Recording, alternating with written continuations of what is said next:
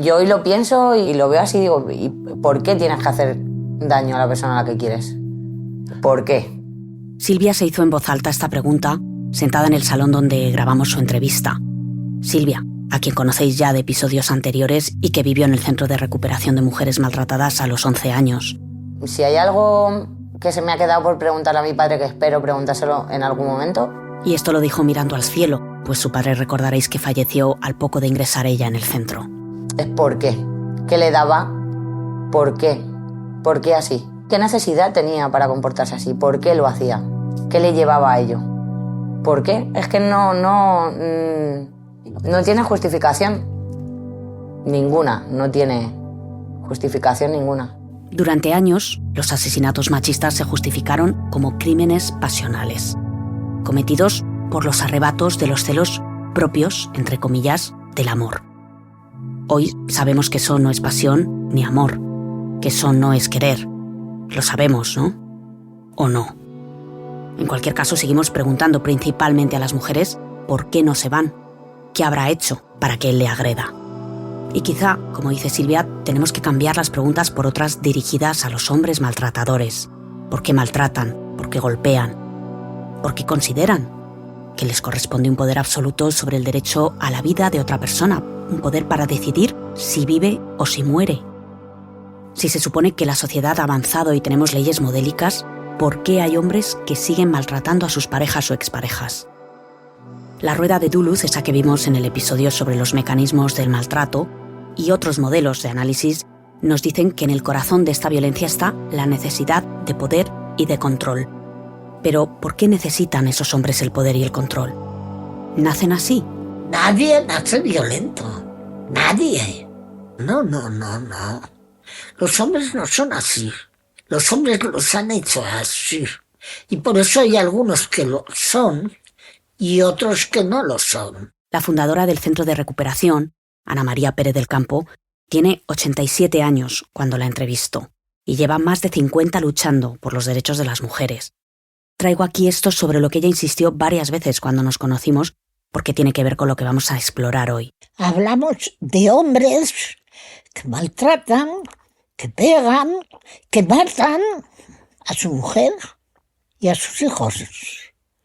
¿Eso qué quiere decir? ¿Que los hombres son violentos por naturaleza? En absoluto. La violencia se aprende, igual que se aprende la sumisión. No todas las mujeres son sumisas y, por supuesto, no todos los hombres son violentos. Conozco muchos hombres que son un ejemplo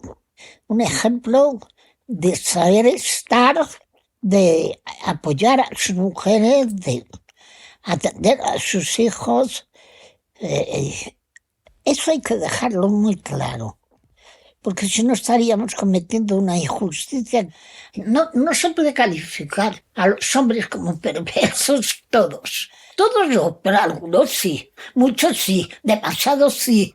Todos no, pero algunos sí, demasiados sí.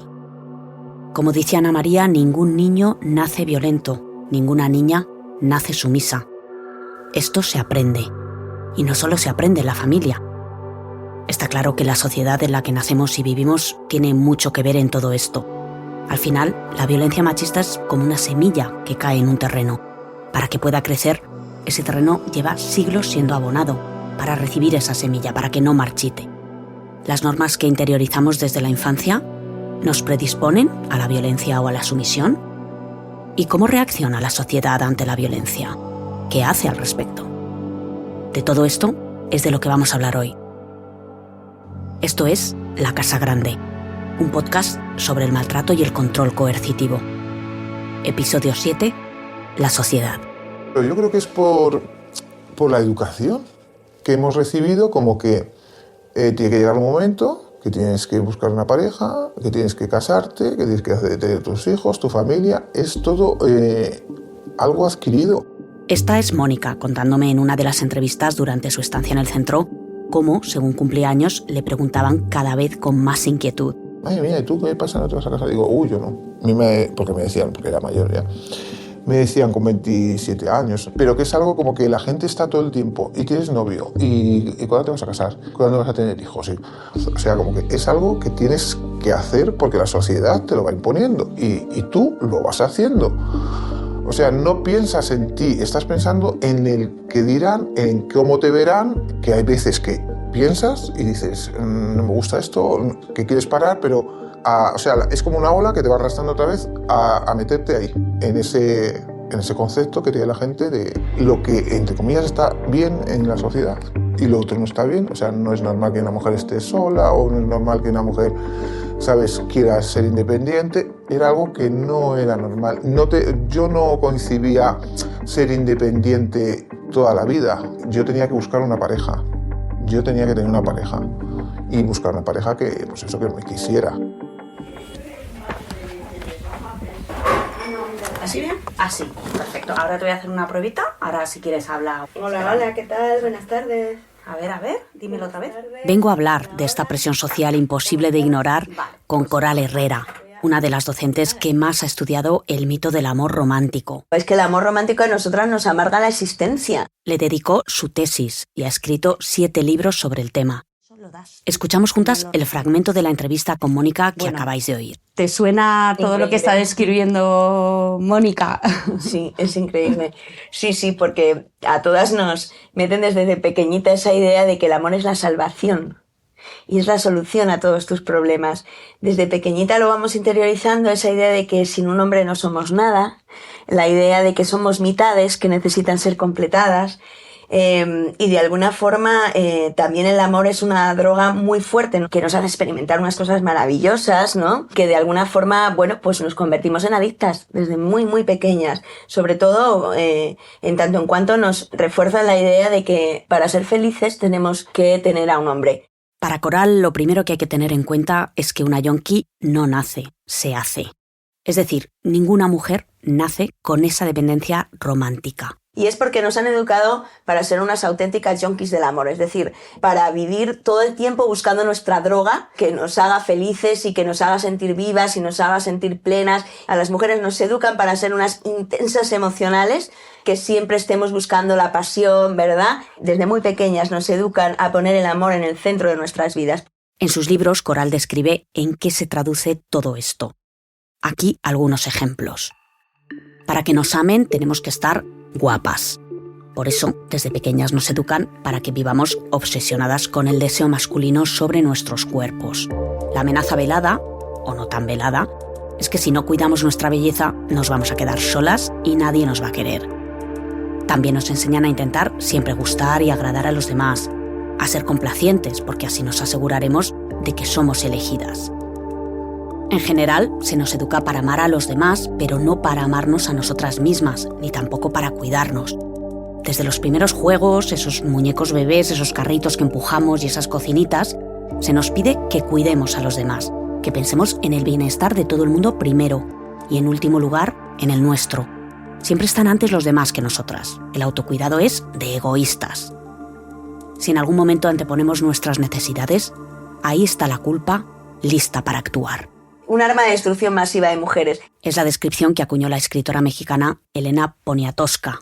Lo dijo ella porque dijo, es un arma de destrucción masiva. Y es verdad, es decir, muchas mujeres estamos completamente cargadas de culpas, sobre todo si somos mamás, ¿verdad? Porque nos parece que tenemos que estar completamente entregadas a cuidar a la familia. Dice Coral que la socialización también nos inocula varios miedos. El miedo a la soledad, el miedo a que nadie nos quiera, el miedo a envejecer solas, ¿no? Es miedo también al que dirán, lo decía Mónica también en su testimonio, es miedo a no significar nada ni ser nadie porque nadie me ama, ¿no? Que un hombre no nos quiera o nos deje de querer nos hace sentir que entonces no valemos nada, que no servimos para nada. Y muchas veces medimos nuestra valía en torno al número de pretendientes que tenemos y en torno al número de hombres que nos desean y se enamoran de nosotras, y ese es el gran fallo, ¿no? Nos hemos dado cuenta de que el amor está en todas partes y de que el amor de pareja no es el único. Toda esta educación social nos va predisponiendo a ser sumisas y aceptar la violencia. La misoginia impregna toda nuestra cultura, nuestros chistes, nuestras canciones, todos los productos culturales.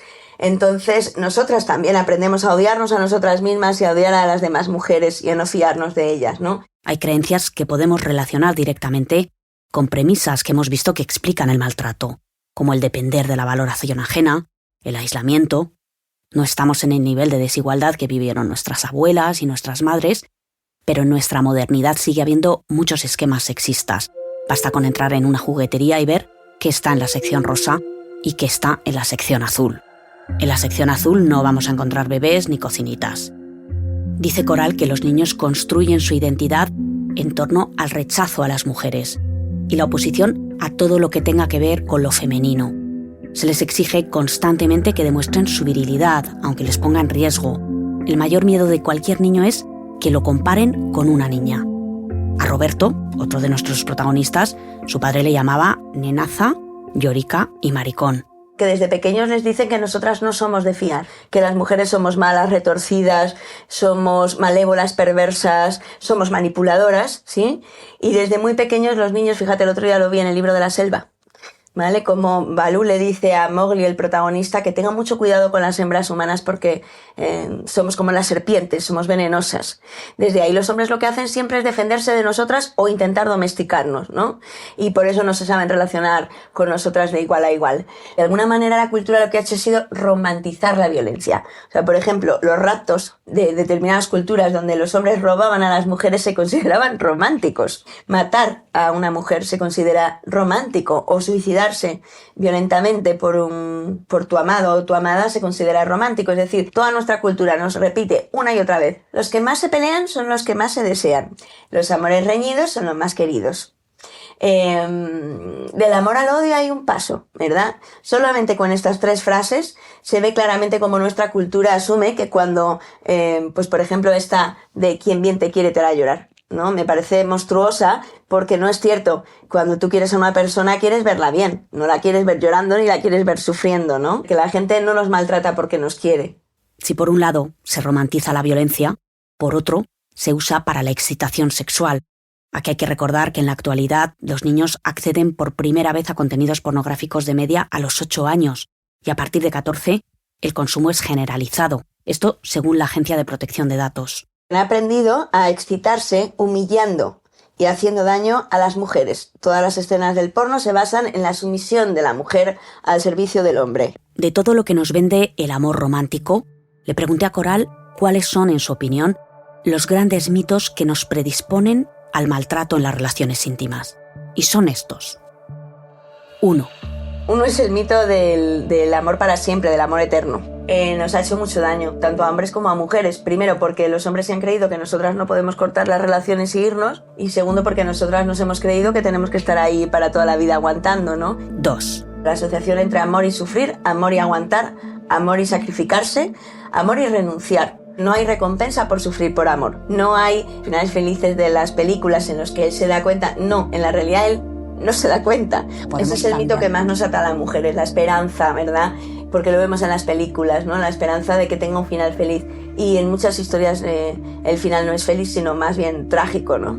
3. Nos hacen creer que el amor lo puede todo. Este es el mito de la omnipotencia del amor, que es lo que nos ha hecho creer que el ogro se transforma en príncipe azul, ¿no? Que el alcohólico se cura de su enfermedad, que el drogadicto, el que tiene problemas con el juego, con deudas económicas, etcétera, se va a curar gracias a nuestro amor y a nuestros cuidados. Se nos pide que tengamos paciencia, que tengamos aguante, ¿no? Con esa asociación que decíamos, ¿verdad? De que amar es soportar, ¿no? Y que cuanto más soportes, más grande será el premio, ¿no? Yo creo que uno de los peores mitos de nuestra cultura ha sido el de la Bella y la Bestia, porque nos han hecho creer que el ogro, cuando tú lo tratas con amor, cuando le obedeces, cuando tienes paciencia con él, al final él se dará cuenta y se convertirá en un príncipe azul.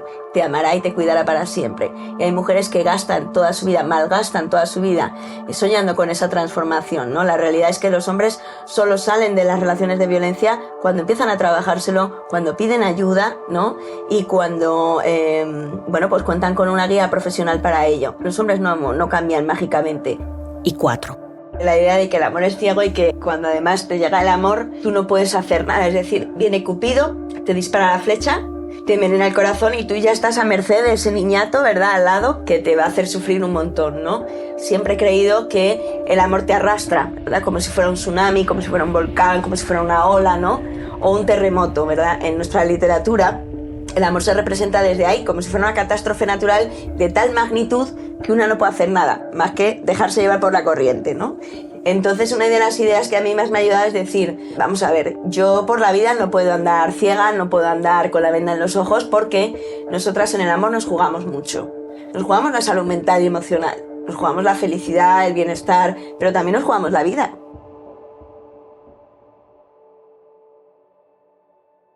Nadie nace violento. No somos depredadores.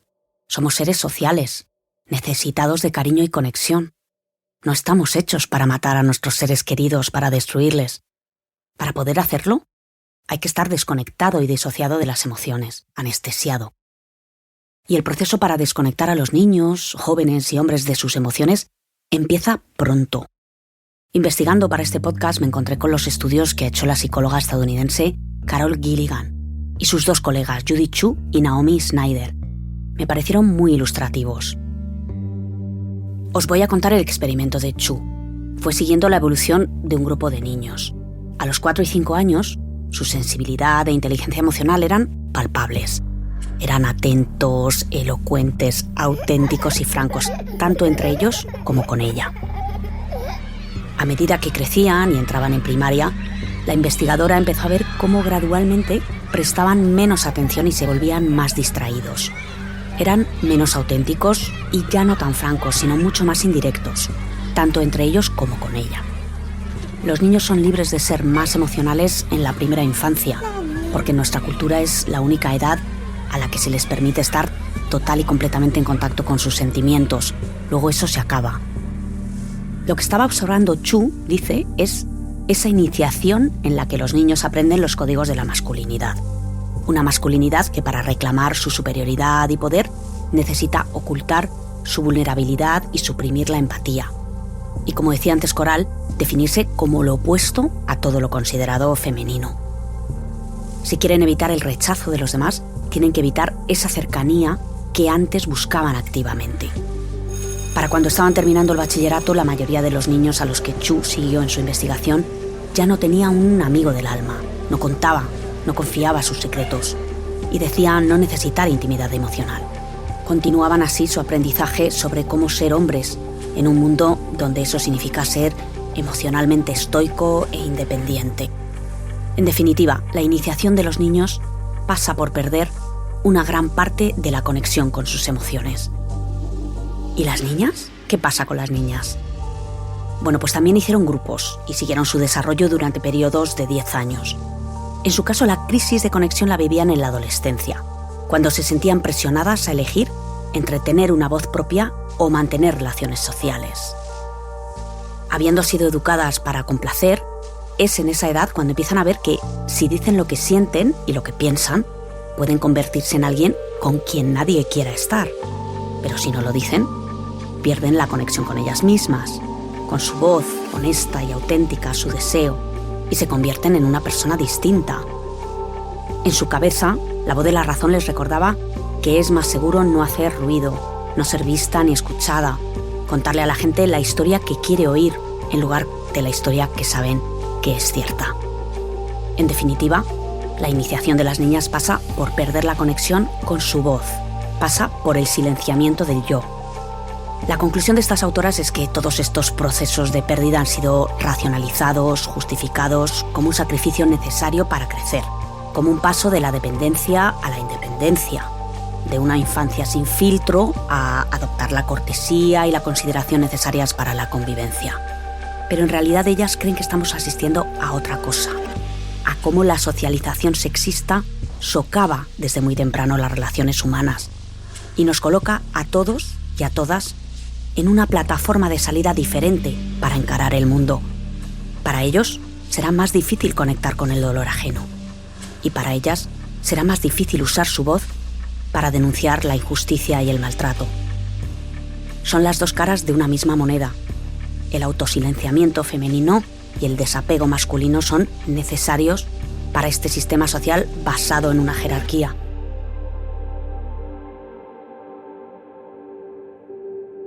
Yo me acuerdo, por ejemplo, en aquellos años que yo veía a los toxicómanos por la calle y yo veía a mi padre y decía, es que es imposible. Pero claro, ¿quién estaba detrás? Mi madre, de que fuera en condiciones, de que no se le notara, de que no estuviera mucho tiempo metido en aquello. ¿Quién estaba detrás?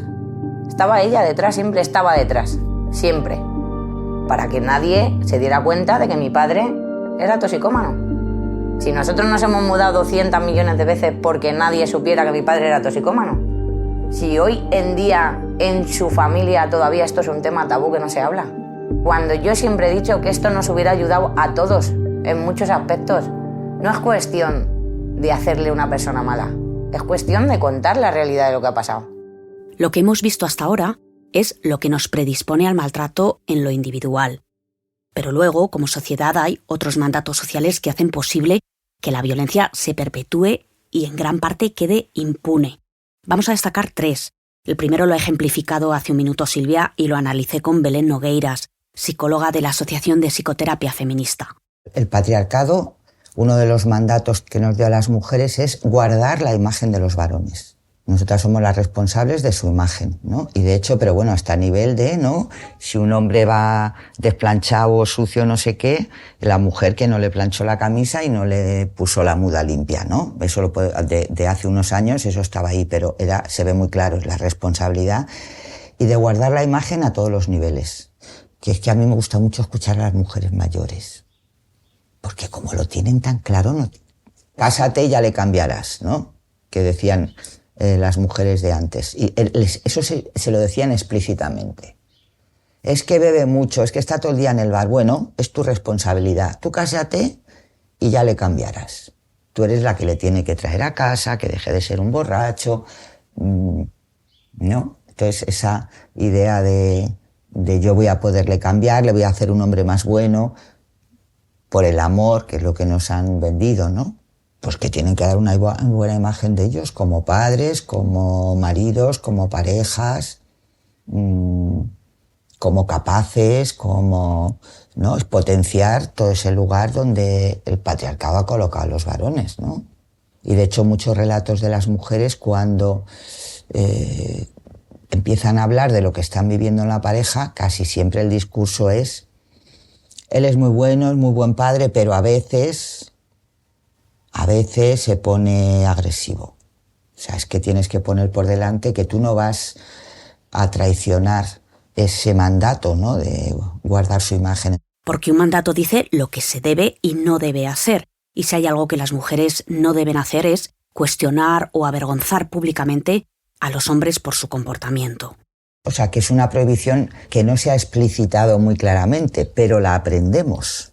No se nos dice tal, pero sabemos, o sea, claro, él es el poderoso, es al que tú tienes que cuidar y que complacer, luego no puedes dejarle en evidencia ni en ridículo, ¿no? Cuestionar a los varones es lo más grave que hay. Estamos hablando de la muerte de Ana Orantes. Fue golpeada, atada a una silla, rociada con gasolina y quemada en el patio de su casa a manos de su exmarido. Muchos hombres atacan cuando ven su honor herido o cuando su comportamiento es expuesto públicamente. El caso más conocido en España es el de José Parejo, el asesino de Ana Orantes, su exmujer. Un guardia civil intentó apagar el fuego con mantas, pero Ana ya había fallecido calcinada. La quemó viva 13 días después de que ella saliera en un programa de televisión contando la violencia a la que la sometió durante décadas. Los estudios sobre maltrato alertan de que ese estado de furia humillada, de perder el control sobre lo que ella hace o dice, es uno de los más peligrosos y un claro factor de predicción de agresiones mortales. Por eso, la mayoría de las mujeres intenta resolver la situación sin exponer al maltratador.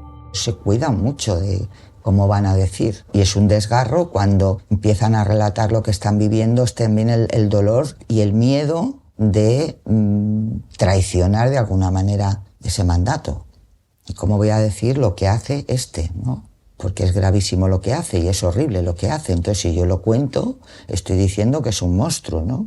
Y no soy capaz, o no he sido capaz de salir, o no he sido capaz incluso de proteger a mis hijos, ¿no? Es como yo soy la que no he sido y no lo he podido cambiar. Esta idea, la de es mi responsabilidad, enlaza con el segundo mandato social que vamos a destacar. Tiene que ver con a quién responsabilizamos a quién culpamos y a quién exculpamos. Él algo habrá hecho de toda la vida. Vivimos en una sociedad libre donde cada una decide, ¿no? Ese liberalismo que vale para todo, pues tú si quieres te puedes ir. Además, mira, ella tiene un sueldo, ¿no? ¿Por qué no se va? Y el patriarcado no puede permitir el interrogar a los varones. ¿Cómo es posible que los hombres hagamos esto, ¿no? Utilicemos esa violencia para controlar a la que se supone que es tu pareja y tu amor? Pero no, ese no se puede interrogar, pues si se interroga a los varones, está interrogando al patriarcado, claro. Los maltratadores, por su parte, rara vez asumen su responsabilidad. Se mienten a sí mismos o a los demás. Trasladar la responsabilidad a su pareja está entre las principales tácticas que emplean. Hay técnicas estudiadas, como la llamada DARVO, que es un acrónimo inglés para negar, atacar e invertir el papel de víctima y agresor. Eso no ocurrió, no fue como tú dices. Ves lo que me obligas a hacer, ves cómo consigues que me ponga, lo hemos hablado antes. De los maltratadores se pueden esperar estas tácticas, pero es que a menudo la sociedad hace lo mismo. La sociedad se niega a ver en muchas ocasiones lo que está pasando. Lo primero es negar, o sea, eso seguro que no es así como tú lo dices, ¿no? Y justificar en el comportamiento de las mujeres, como hemos dicho, o sea, que es que claro, con esa mujer hay que utilizar la violencia. Y luego también está el otro discurso de, bueno, a veces, ¿no?, se ponen un poco violentos o tienen problemas de todo tipo, ¿no? La historia familiar, que han visto maltrato, el sufrimiento, el paro, el estrés, el alcohol, todas esas justificaciones que al final sirven al mismo fin, que es exculpar la violencia de los hombres a las mujeres. O sea que... A la hora de analizar a quién carga la sociedad la responsabilidad y a quién se la quita, una profesora australiana llamada Kate Mann acuñó hace unos años un término específico para un fenómeno que observaba reiteradamente: esa simpatía excesiva que a menudo se muestra hacia los perpetradores de violencia sexual, especialmente si son hombres ejemplares, entre comillas, es decir, personas de éxito, grandes deportistas. El término que se inventó no tiene traducción posible, ya que es un palabro incluso en inglés. Sale de unir el pronombre masculino en inglés, him, con la palabra empatía, empathy. El resultado es himpathy, que en castellano lo más parecido vendría a ser algo así como elpatía. En estos casos vemos que hay comprensión, compasión y por supuesto preocupación por las consecuencias para el futuro del pobre agresor, mientras que en el caso de la víctima la preocupación por su trauma o por su futuro es menor. Esto se ha visto en casos como el del jugador de fútbol Dani Alves o los violadores de La Manada. Antes de sus juicios, en los medios se escuchaba preocupación porque se les estuviera destrozando la vida. El ejemplo que puso la profesora Mann fue un caso paradigmático en Estados Unidos, donde en la prestigiosa Universidad de Stanford, un universitario considerado modélico, becado, deportista, de todo, violó a una estudiante que se encontró una noche tirada en el suelo, borracha e inconsciente. Su padre leyó una carta al juez diciendo que su hijo estaba absolutamente devastado. Pasa cada minuto consumido por la preocupación, la ansiedad, el miedo y la depresión. La carta concluía que todo esto era un alto precio a pagar por 20 minutos de acción. Cuando hablamos de empatía, hablamos de una inversión de los roles morales. Simpatizamos con lo dominante, con lo modélico, y por ello sentimos pena por el agresor y lo convertimos en la víctima de su propio crimen. A la verdadera víctima la reformulamos como la villana responsable de arruinar su vida denunciándole. Nos preguntamos qué querrá sacar ella de todo esto. Puede que tenga motivos ocultos. A lo mejor no busca justicia, sino dinero o notoriedad. La empatía se traduce en una reticencia a creer a las mujeres que testifican contra estos agresores y también en una reticencia a castigarlos incluso cuando su culpabilidad ha sido probada, como fue el caso de aquel universitario. Conmovido, el juez le condenó a 6 meses de cárcel. Todo esto lanza un aviso a navegantes de que denunciar no sirve para obtener justicia. Abona así el terreno de la impunidad y refuerza la ilusión de que estos son casos aislados Casos aislados, aunque sean miles las denuncias, las condenas. La violencia de género se consolida como tercer delito entre los 47.000 presos de las cárceles españolas. El número de niñas y adolescentes atendidas por violencia de género ha crecido un 87% en los últimos 4 años, según un informe. Cada vez que hay un asesinato, ¿no?, y hay a lo mejor un minuto de silencio y un político o incluso una política toma la palabra, y entonces se habla de la lacra de la violencia, es como si fuera solamente hay 80 locos que asesinan, pero esto es una lacra y un resto que nos queda del pasado, pero ya está. Esa es la dinámica, culpar a unos cuantos individuos por la injusticia de todo un sistema.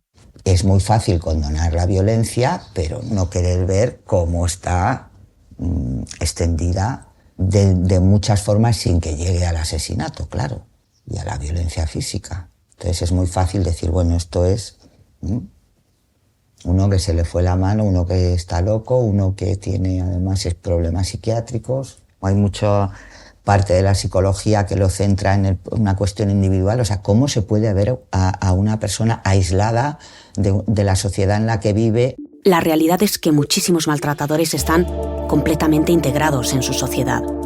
No son raros, no están locos. Son personas normales y corrientes. Roberto lo dice.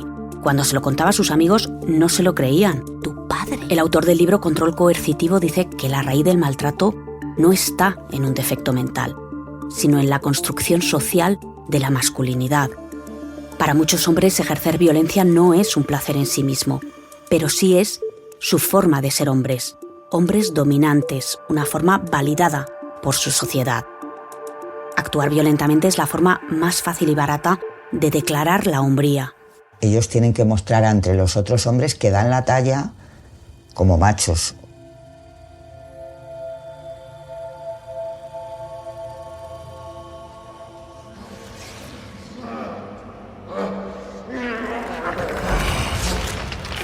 El Increíble Hulk fue un cómic que luego se hizo película.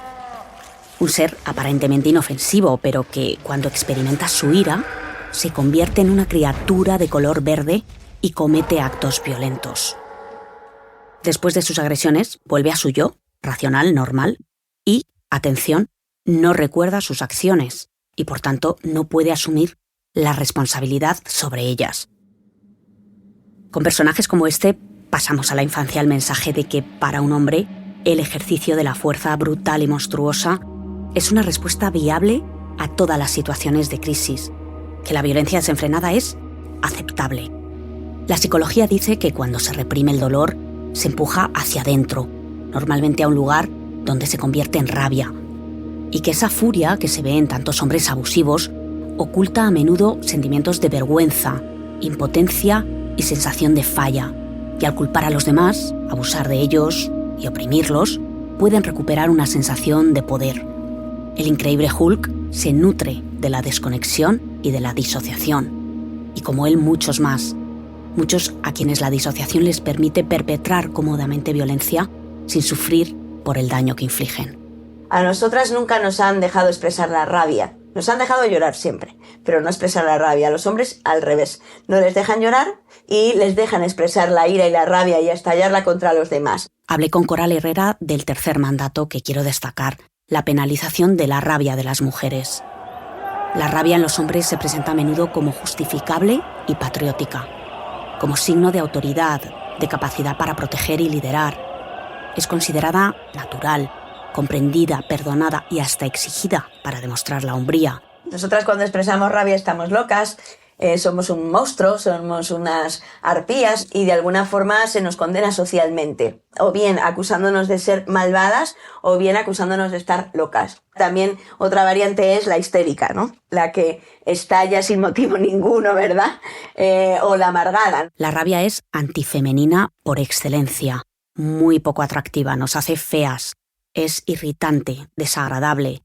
Alejará a nuestros seres queridos o desanimará a otros a acercarse. Eso se penaliza socialmente, el que una mujer defienda sus posiciones, ¿no? El que una mujer, por ejemplo, se atreva a debatir de igual a igual con un hombre, se la considera agresiva. ¿verdad? Una mujer muy, ¿no? O una mujer que, por ejemplo, ponga los límites con mucha claridad, firmeza y amabilidad, pero con mucha firmeza, ¿no?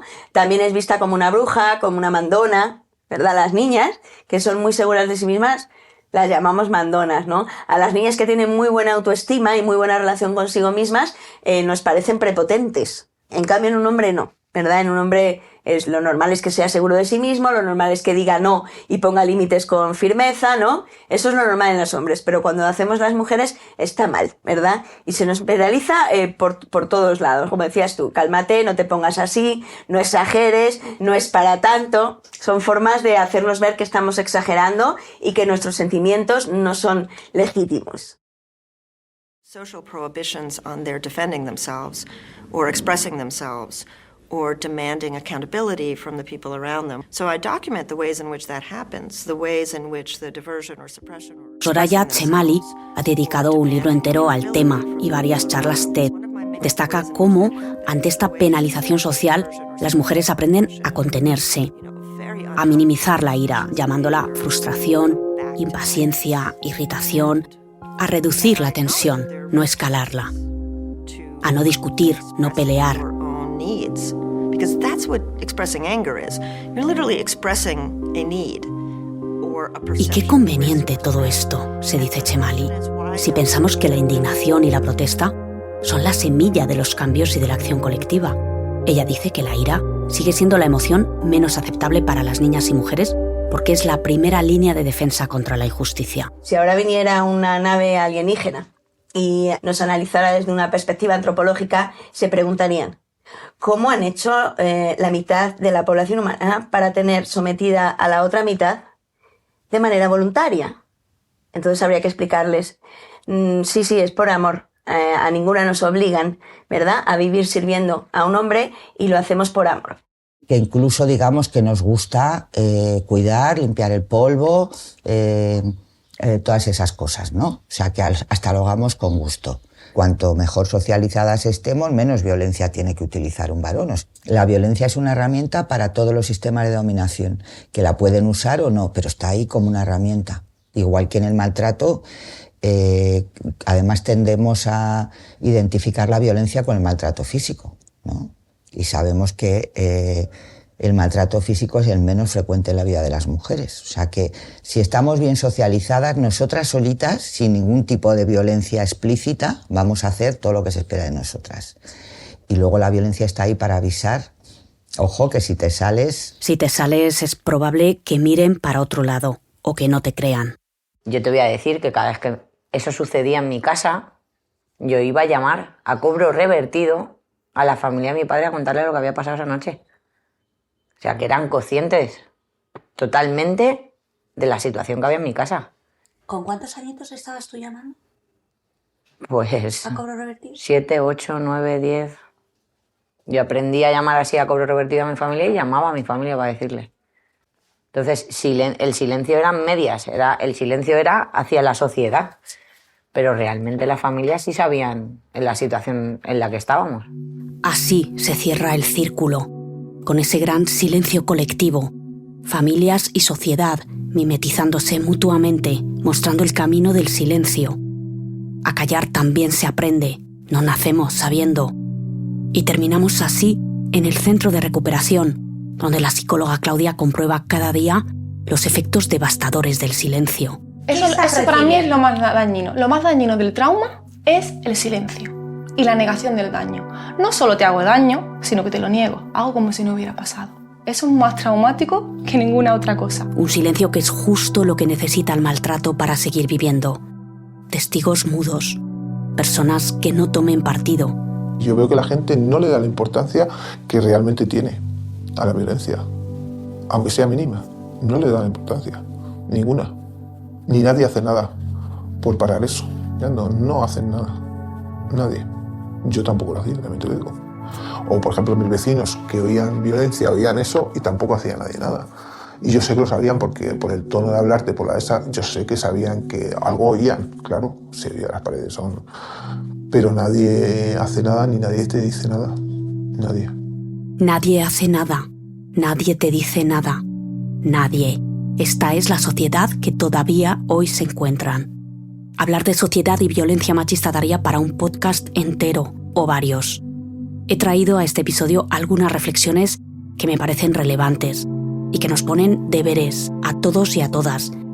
Dejar de normalizar la violencia, el aplastamiento, dejar de abandonar a las víctimas a su suerte, dejar de contribuir al silencio, ese sistema tan bien construido en las ruedas de la familia y la sociedad, engrasado cada día con esmero para que siga cumpliendo su papel.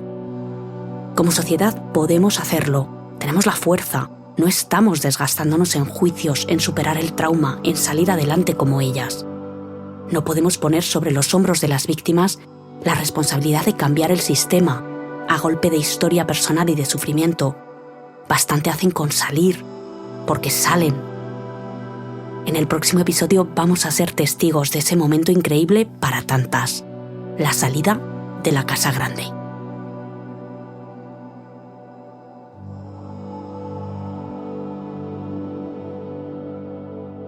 Gracias por escuchar La Casa Grande, un podcast sobre el maltrato y el control coercitivo. Mi nombre es Isabel Coello y he estado a cargo de la narración, guión y dirección de contenido, así como de la producción ejecutiva. La edición, montaje y diseño sonoro son de Daniel Durán. La música de este episodio ha sido compuesta por Alberto Pinzón y el tema principal es de Manuel Morales. Postproducción y masterización por Carlos Lillo en Estudio Rimshot. Isabel Maeso es nuestra asistente de producción y se ha encargado de la verificación de datos. El arte de la portada es de Daniel Piqueras. Si te lo puedes permitir, agradecemos toda contribución, por pequeña que sea, que contribuya a financiar el coste de este podcast independiente. Hay varias maneras de apoyarnos que dejamos en las notas del episodio. Gracias.